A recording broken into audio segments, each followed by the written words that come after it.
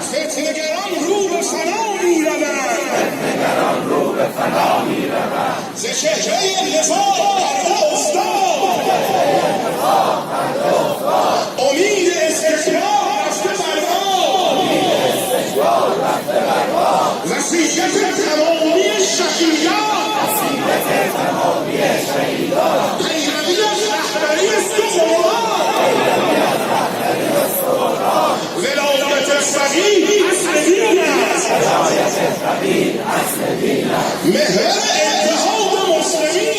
محور اتحاد مسلمین است در سنگر ولایت تسلیم